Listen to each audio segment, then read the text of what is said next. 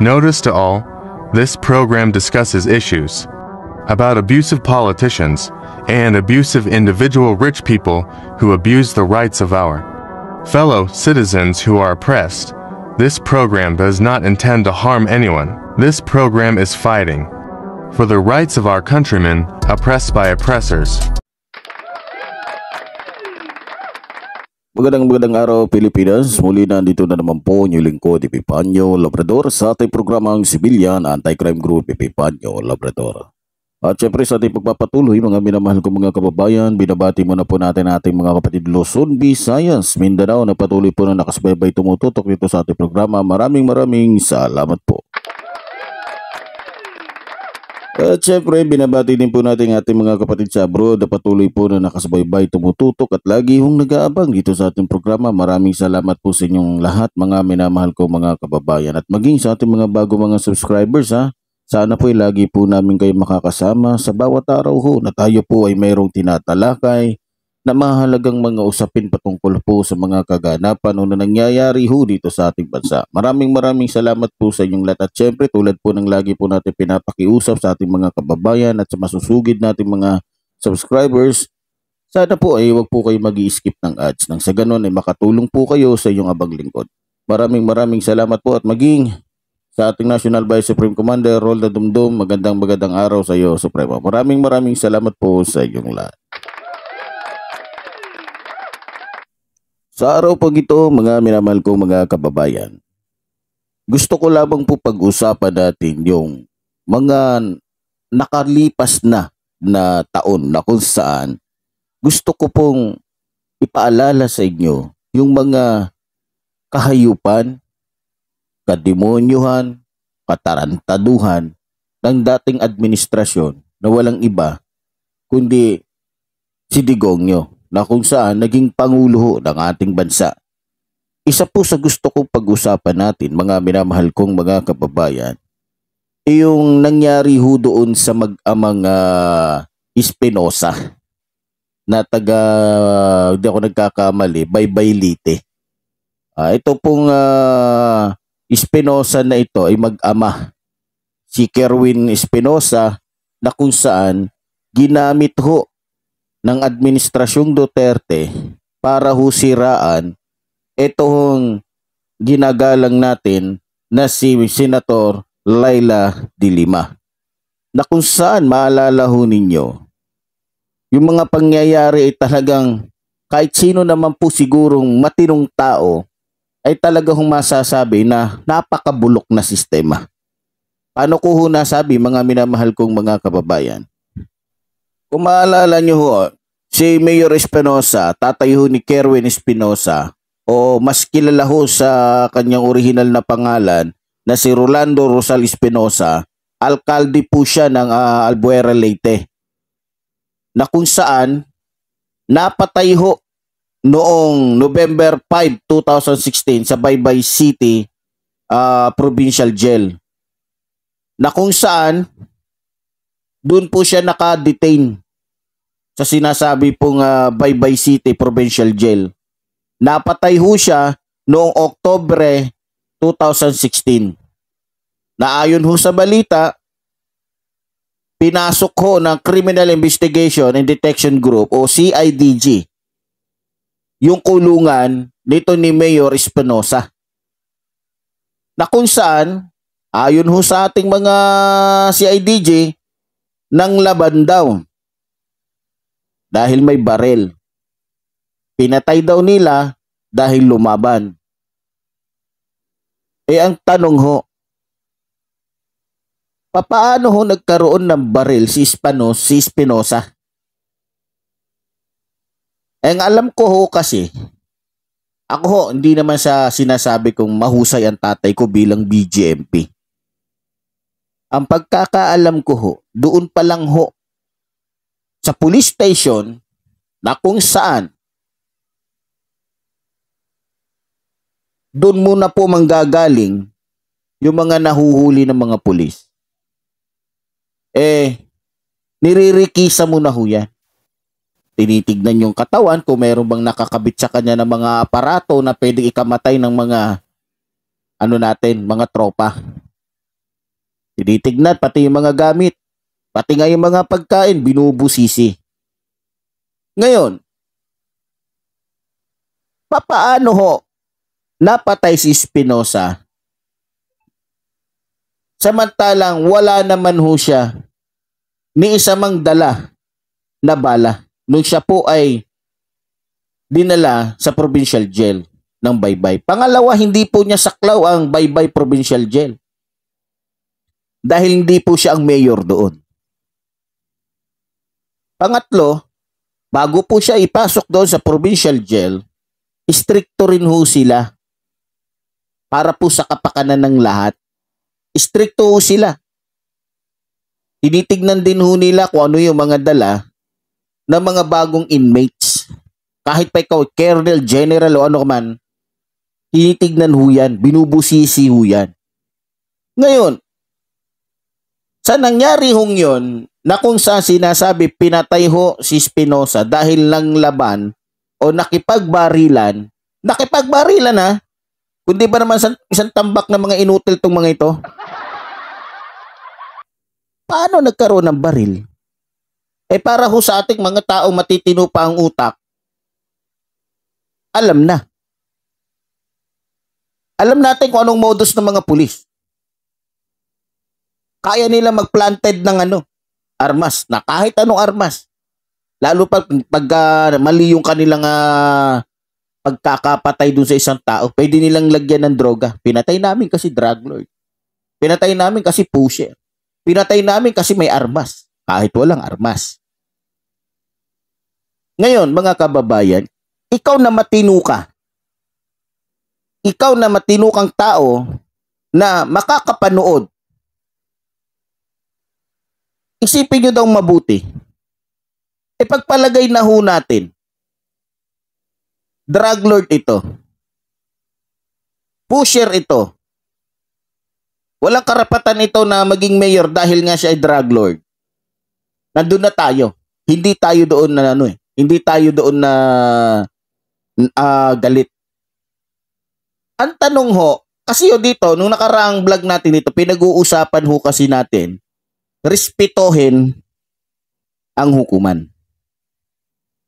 Tama po ba? Kaya ho, respetohin natin yung hukuman, para ho, maging maganda ang daloy ng lahat. Maging maayos.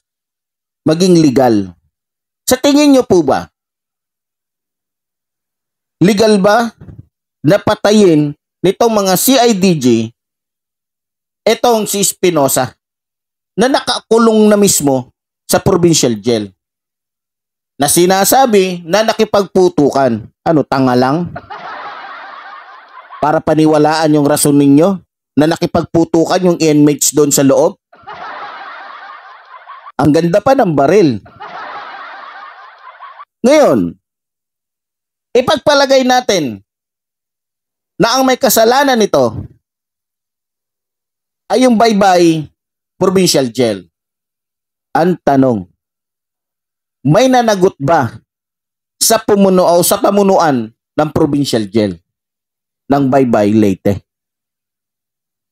May nakulong ba? Wala. Dahil lumalabas na sinadyang pinapatay ni Duterte sa loob mismo ng Baybay Provincial Jail si Espinosa.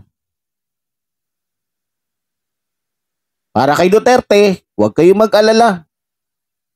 Yung media, pag napanood ng mga tao yan, nilipas yan. Mawawala din sa isipan nila yan. Ngayon, kaya ko po nasabi na punong-puno po ng kabulukan, katarantaduhan, pagpapanggap itong mga Duterte. Sinasabi ho nila, rumispeto daw tayo sa hukuman.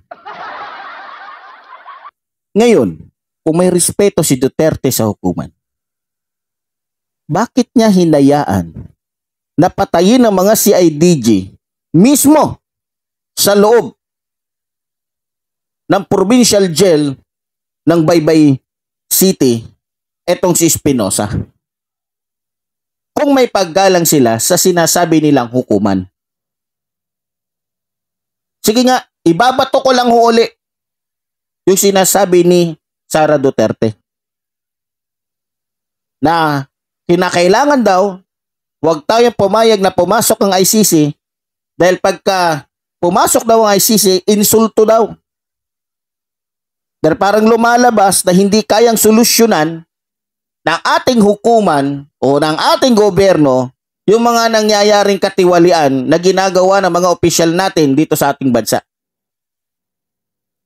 Sige nga, nabigyan ba ng solusyon yun?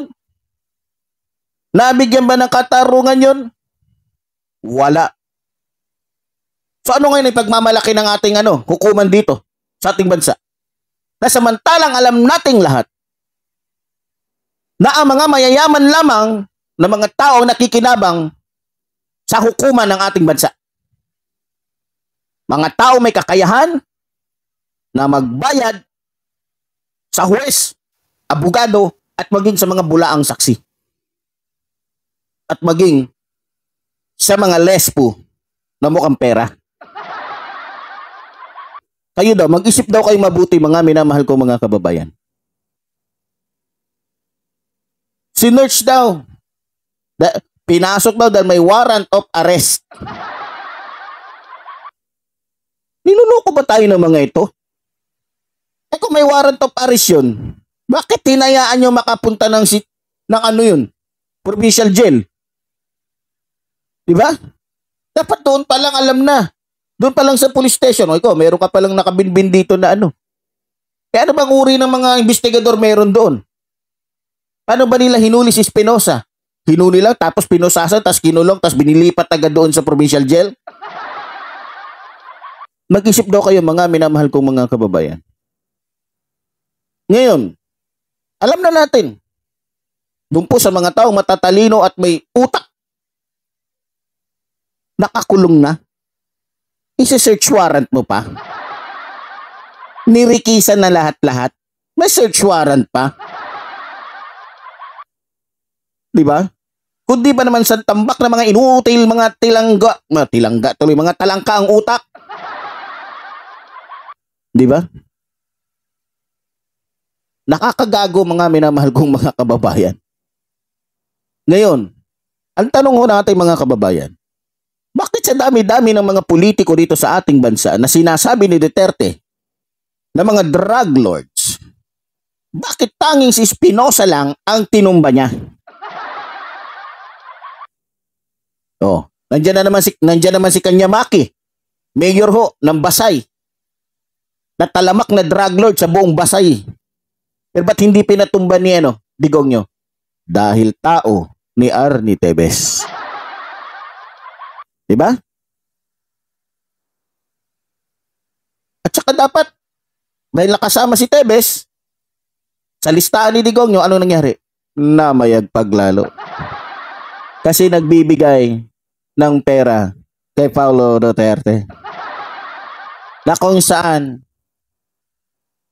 kamag-anak ni Tevez ang asawa ni Paulo Duterte. Diba? Tinumbaho nila si Espinido o Rolando Rosal Espinido. Espinido tuloy. Espinido kanina pa. Espinosa pala.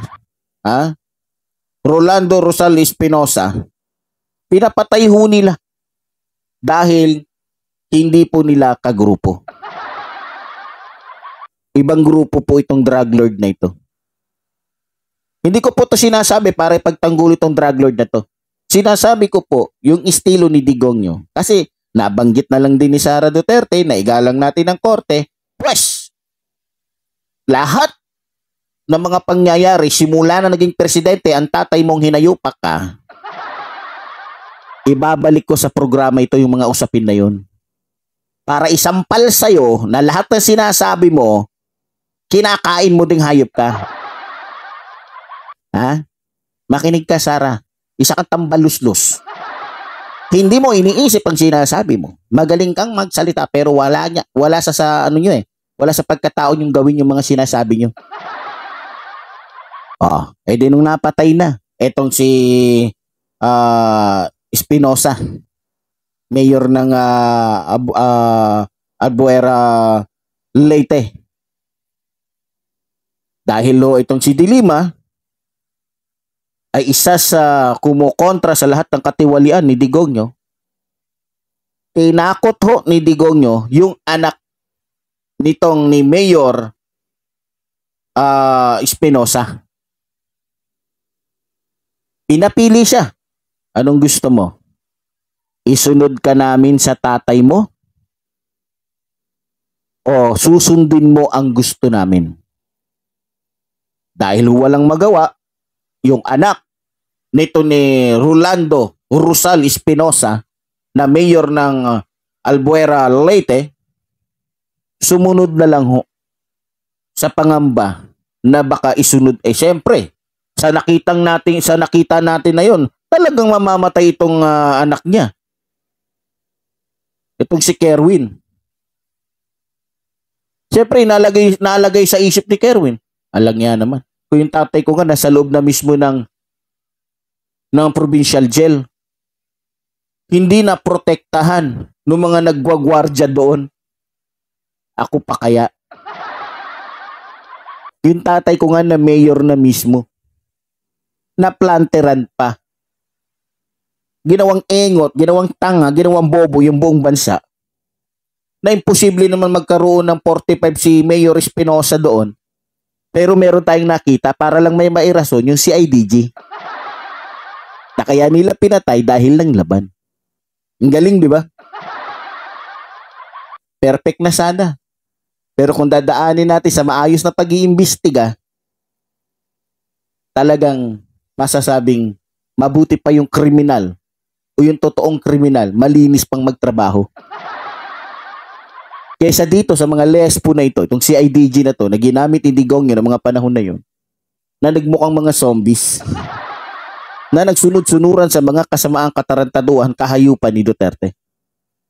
Mga kababayan, i-analyze nyo daw, tama ba? Pwede bang mangyari na yung mayor nasa provincial jail na bago pumasok niririkisa? Alam mo ng provincial jail na kailangan nila, meron po yung protocol. Kahit sino pang pumasok dyan, kaya kailangan rikisahin. Dahil pag hindi nirikisa yan, ang mananagot po niyan, yung director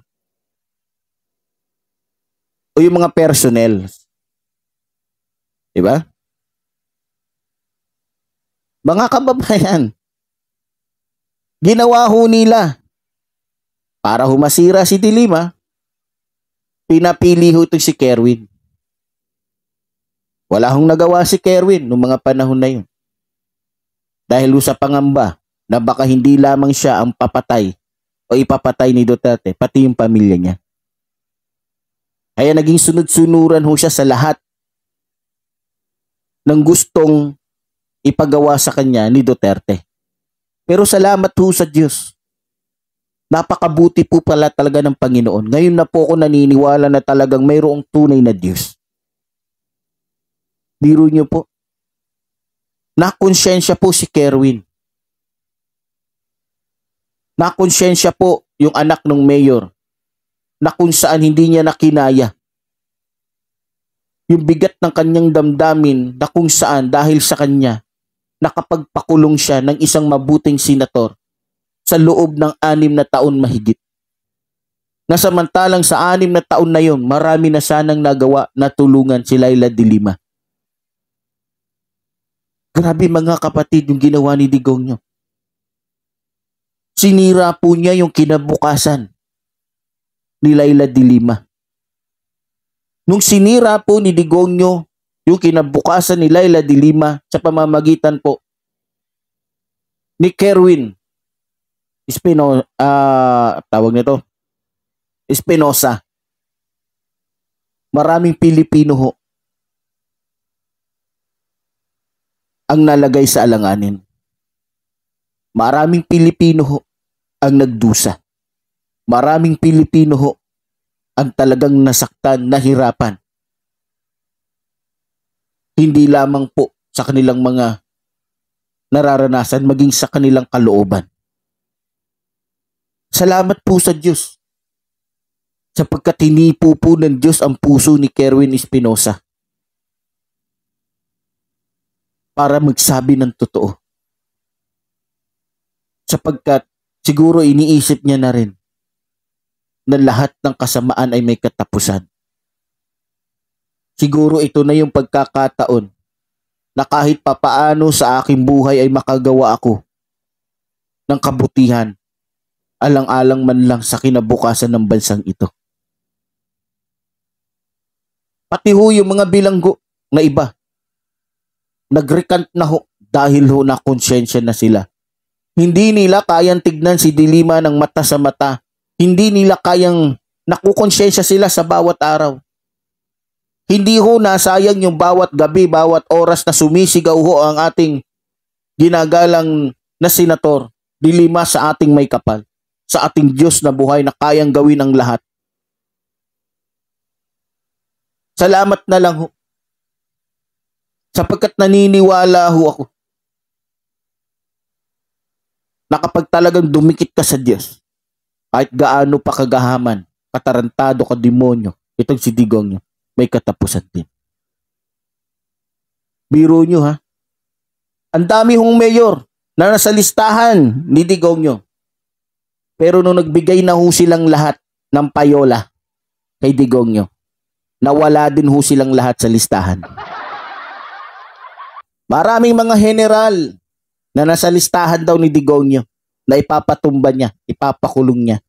Pero nung nagbigay na ng payola, nagbigay na ng pera sa kanya, halos lahat walang nakasuhan ni walang nakulong kahit isa.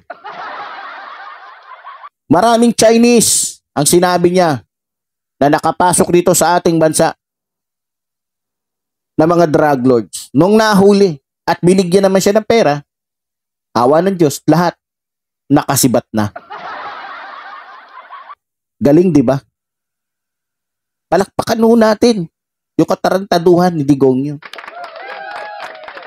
Napakahusay ho. Walang katulad. Di ba? Galing sa salita, di ba? Ang galing magdrama, di ba? Galit daw siya sa kurap. Galit daw siya sa mga nang-aapi. Galit daw siya sa mga mamamatay tao. Ngayon, itatanong ko naman ngayon sa iyo, Digong nyo, ilan na ba pinatay mo? 2 lang ba? 3? Ha? O baka 30? 30,000. Na halos karamihan pa dito, mga walang alam o mga inosente. Mga kababayan, salamat po. Kaya nga po, tulad doon na sinabi ho ng ating ginagalang na si Leila de Lima, dapat na ho magbayad si Duterte sa lahat ng kanyang mga kasamaan. Ano po ba yung pagbabayaran ni Duterte sa kanyang mga kasamaan?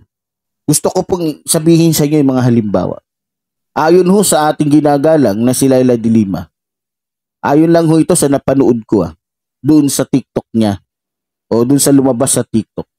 Kailangan mapagbayaran niya yung naging talamak na extrajudicial killings na naganap po dito sa ating bansa, na kung saan napakarami pong mga inosenteng tao o kahit na yung mga suspect na pinapatay na lamang ho ni Duterte ng ganun-ganon, na kung saan naging hukom po siya. Naging higit pa siya sa korte. Tapos sasabihin nila igalang daw ang hukuman. Bobo ba to? Si Raulo ba talaga tong anak niyang si Sara Duterte? Sara Duterte, bangag ka ba? Alam niyo ba kung anong ginawa ninyo sa korte ng mga panahon ng tatay mo? Di ba tinapakan nyo? Binaboy ninyo mga putang ina ninyo? Kailangan mapagbayaran. Ayon pa nga ho kay Senadora Leila de Lima, yung palpak na war on drugs ni Duterte, na kung saan maganda na sana ang problema, hindi pinag-aralan. Kaya ho hindi pinag-aralan, tamad ho talaga mag-aral noon pa man itong naging pangulo natin. Ang gusto lang niya, kung anong naiisip niya, yun na yun. Ginawa po niyan Davao City, yung buong Pilipinas. Na kahit anong gawin niya, walang pwedeng kumibo. Walang pwedeng magreklamo. Akala niya, pag siya naging presidente, lahat kaya niyang saklawan, lahat kaya niyang turuan, lahat kaya niyang patiklupin. Akala niya maa-under niya lahat ng Pilipino. Kailangan pagbayaran din po daw nito ni Digongyo yung pagtukhang doon sa mahihirap na biktima ng droga o yung mga drug suspects. Pag sinabi kasing suspect, kaya nga may hukuman tayo, kailangan litisin mo na kung talaga bang ito ay droga, nagdodroga, talaga bang ito ay pusher. O tapos ngayon, sasabihin ni Sara Duterte, igalang daw ang hukuman. Noong mga panahon ng tatay mo, Sara Duterte, abogado ka pa ng mga punyeta ka. Ha? Ang galing-galing mo magsalita kang demonyo ka. Ha? Sabihin mo yung mga pinagsasabi mo sa tatay mo, wag sa mga taong bayan na mulat na sa katotohanan. Ha? Bangag ka yata eh. O takot ka lang papasukin yung ICC dito dahil alam na ng lahat ang mga kababuyan ninyo, kahayupan ninyo, kademonyohan ninyong mag-ama. Isa po sa dapat niyang pagbayaran, alam niyo kung ano? Yung pagpapatakaso ni Duterte sa mga Chinese na big-time drug lords. Tulad doon ng sinabi ko. Pinakita niya sa mga drug lords na ito kung paano niya patayin, tanggalan ng buhay yung ating mga kapwa Pilipino habang nakangitiho. Habang naghahalakako sa kakatawa itong mga Chino na pinapatay ho ni Duterte, nagpapakitang gilas ho siya. Eto, mga kapwa ko Pilipino, papatayin ko para sa inyo. Ipapakita ko sa inyo na kahit ilang libo pa, kaya kong patayin para sa organisasyon na to. Huwag kayong mag-alala. Magsabog lang kayo ng droga dito sa bansa ko. Ako nang bahala dun sa magiging mga biktima ninyo. Pag nahuli kayo ng mga pulis ko, kasi nga inaangkin niya, pulis niya. Pulis ko. Ako nang bahala. Makakatakas kayo. Ako ang Diyos ngayon dahil ako ang Pangulo. Lahat ng departamento na meron dito sa bansa, under yan sa akin dahil lahat ng itinalaga ko dyan, karamihan, mga brad ko sa fraternity. Karamihan na nilagay ko dyan, mga aso ko na pwedeng dumila sa puwet ko. Isa po yun sa dapat niyang panagutan. Kung saan tinulungan niya. Naging unfair. Kababayan natin, si Espinosa, kahit sa loob na ng kulungan, pinapatay niya pa. Para lang sabihin, nagalit nga siya sa mga drug lords. Pero, yung mga Chino, na silang dahilan kung bakit nagkaroon ng tulit-tulinadang mga shabu sa bansang ito, pinatakas niya kapalit ng pera. Isa ho sa dapat niyang pagbayaran yung pagpapapatay niya sa mga aktivista at maging sa mga kababayan ho natin na mga media. Isa na ho doon si Percy Lapid, kung maalala ho ninyo mga minamahal ko mga kababayan. Dahil sinisiwalat ni Percy Lapid yung kanyang mga katiwalian, pinapatay niya gamit ho itong si Bantag. At ginamit naman ni Bantag yung mga preso. Naawa naman ho ng Diyos, hindi ho hinayaan ng Diyos si Percy Lapid sapagkat natuklasan din yung kasamaan o baho nitong ni Digongyo. Salamat ho sa Diyos. Sabi ko nga ho, naniniwala na ho ako na may tunay na Diyos na kayang magtanggol at pumrotekta sa mga taong katulad ho natin laban ho dito kay Digongyo na umaabuso sa kanyang kapangyarihan at pera. Isa rin po sa dapat niyang pagbayaran ay yung pananakot niya at pagpatay niya sa ibang mga kaparian at pambabastos niya sa mga kaparian. At isa din po sa dapat niyang pagbayaran, maging yung pananakot niya, pagpapapatay niya sa iba pang mga abogado o pananakot sa iba pang mga abogado at maging sa mga huwes noong mga panahon na siya pa ang Pangulo. At number 1 ho niya, nakakaharapin yung paggawa ho niya ng paraan na kung saan ginamit niya po yung kanyang kapangyarihan para ho mapatigil o mapasira ang ating minamahal na ABS-CBN. Marami ho sa mga artista ang nagngingit-ngit sa galit sa kanya at naghihintay lang din ho ng pagkakataon. Kaya nga ho itong anak niyang si Sara, humahanap po ng paraan para po maging Pangulo at manatili sa kapangyarihan, wag lang po magalaw yung kanyang ama na wala ng kasing demonyo. Walang katulad sa pagiging Herodes. Siyempre, tatay niya, si Digongyo, gagawa to ng paraan si Sara. Diba? Kahit pagano ka demonyo yan, dahil tatay niya yan, pareho sila ng dugo, pareho sila ng isip, pareho sila ng puso, pareho sila ng diskarte, pareho sila ng style, hindi niya hahayaan. Pero mga kababayan, na sa atin pong mga kamay para hindi maging pangulo itong anak ng demonyo. Dahil pag nakatungtong na naman ito, kawawa na naman po kung papaano pinaalis ni Bongbong Marcos, ng ating Pangulo o minamahal nating Pangulo Bongbong Marcos, ang mga pogo, ang mga drug lords sa bansang ito, yung mga Chino na yan. Ay, tsako, ibabalik ko.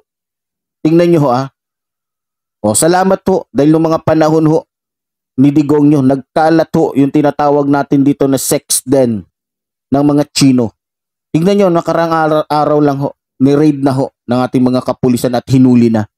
Ibig sabihin inuunti-unti na ng ating mahal na Pangulo natanggalin ang lahat ng mga nilagay dito ni Digong nyo sa ating bansa.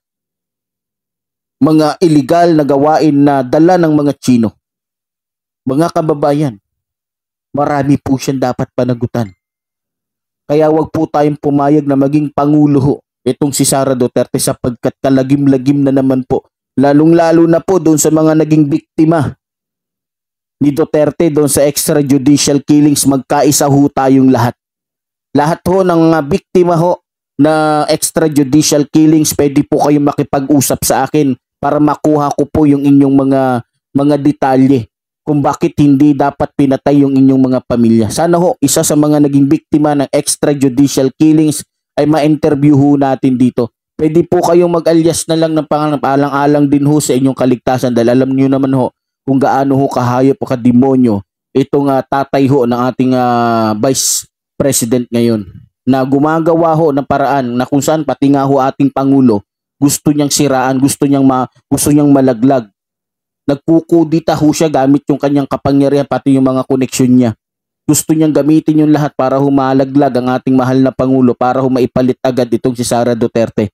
Napaka-traidor, napakahayop talaga ng matandang ulupong na ito. Isa pa po sa dapat niyang panagutan yung panggigipit niya o pananakot dun sa mga kritiko na kung saan kinakasuhan niya gamit yung kanyang kapangyarihan na hindi makaimik. Hindi nabigyan ng karapatan sapagkat hawak niya nung panahon na yon maging ang liig ng hukuman na kung saan boses lang niya ang dapat masunod at walang sino man. At sa isa sa pinakamalaki na dapat niyang panagutan, mga minamahal ko mga kababayan, ay yung pamimigay niya ng teritoryo sa mga Chino o sa China na pagmamay-ari ng ating bansang ito. Na kung saan, bagamat nanalo na tayo sa International Court nung panahon po ni Ninoy Aquino na pinaglaban niya at lumabas ring resulta na sinasabi doon na ang mga teritoryo niya na inaagaw ng China ay sa atin. Na siya naman ngayon, pilit naman na ibinibigay naman ni Digong nung panahon niya. Dahil ayon pa sa kanya, wala namang silbi yung papel na yan na galing sa ICC. Papel lang yan. Ibig sabihin lumilitaw lahat ng kanyang pinapalabas na banat paninira kay Trillanes maging kay Laylay de Lima ay kabaliktaran Nahayagan naman pero nagiging bulag talaga ang ating mga kababayan dahil sa kanyang pagpapapogi o dahil sa kanyang estilo. O talagang nalalason niya. Kaya mga kababayan, isa po yan sa pagbabayaran niya. Mismo nga ICC saksi sa sinabi niya ngayon sapagkat yun ay lumabas sa media na sinabi niya walang kwenta. Yung papel na yan, papel lang yan. Hayaan nyo na sa China yan. Noong mga panahon niya, pinaglaban ba niya yung ating mga Philippine Coast Guard? Wala. Hindi kagaya ngayon na si Pangulong Bongbong Marcos na ang ating Pangulo na ipinaglalaban niya, binigyan pa niya ng barko.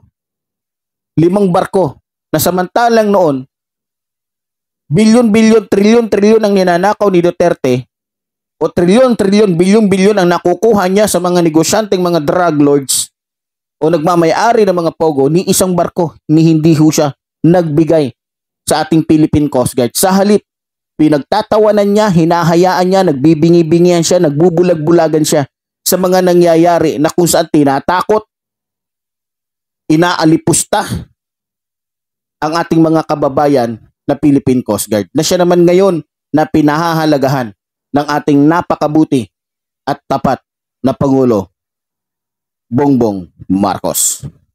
Ano pa? Yung ano pa, yung pagtatakip niya doon sa usapin patungkol doon sa Parmali na kung saan bilyon-bilyon ho yung kinurakot nila. Gamit ho at kasabwat niya ho yung Chinese o Chino na ginawa pa niyang advisor. Biro mo Pilipino siya pero advisor niya Chinese. Galing, di ba? At naging kasabwat pa niya sa pagnanakaw ng bilyon-bilyon, trilyon-trilyong pera. Di ba? Tuwan-tuwa. Yung mga Chinese na kasama niya, isa na dyan si Bongo. Nakaw.